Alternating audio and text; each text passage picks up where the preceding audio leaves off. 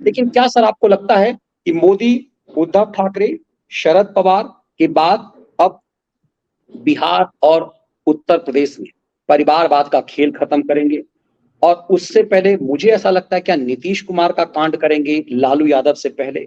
Samajwadi party हर किसी को लग रहा है क्योंकि वो हमेशा सबसे ज्यादा चोट परिवारवाद पर मार रहे हैं। यही मैं मनीष जी अगला ये कहने जा रहा था कि देखिए नरेंद्र मोदी ने जो मुद्दा उठाया था परिवारवाद का, तो ये महाराष्ट्र का घटनाक्रम है, इसने बहुत साफ कर दिया कि ये जो परिवारवाद पर बने हुए दल हैं, ये अपना दल नहीं संभाल पाते, अपना दल नहीं चला पाते, तो ये देश क्या चलाएंगे?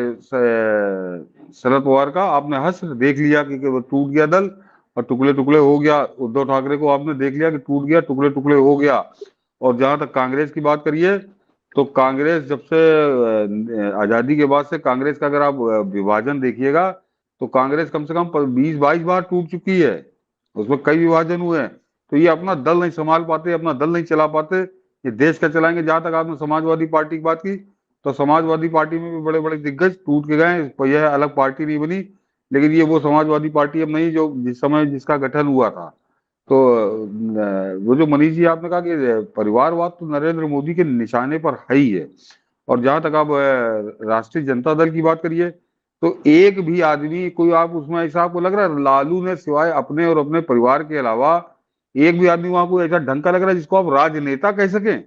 मुझको तो नहीं नजर आता। एक वो जरूर थे जो जो पॉलिटिकल आदमी थे, और पॉलिटिकल वो उनकी बात होती थी, वो नाम लीजिए जो यूनिवर्सिटी प्रोफेसर भी थे, वो दाढ़ी थी, उनके डेथ देहांत हो चुका है, कौन, नारायण सिंह वशिष्ठ।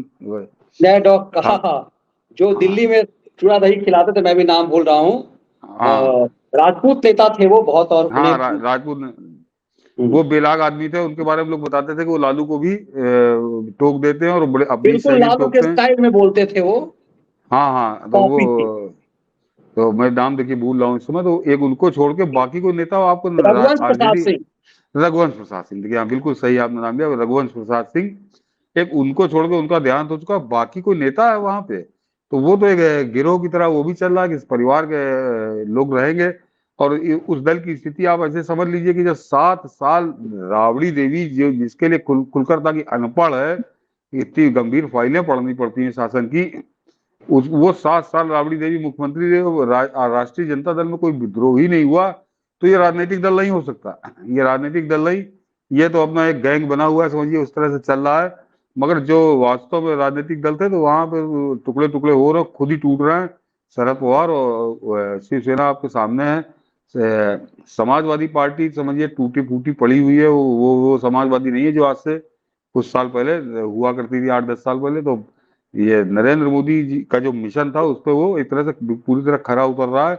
और कांग्रेस की भी हालत यही है। कांग्रेस भी आप गौर करिए तो आप अभी जो नई पीढ़ी है, पिछले 8-10 साल में कांग्रेस के कम से कम 50 नेता तो पार्टी छोड़कर जा ही चुके हैं, बस खाली टूटी नहीं रही है, बाकी टूट वो बुरी तरह से चुकी है।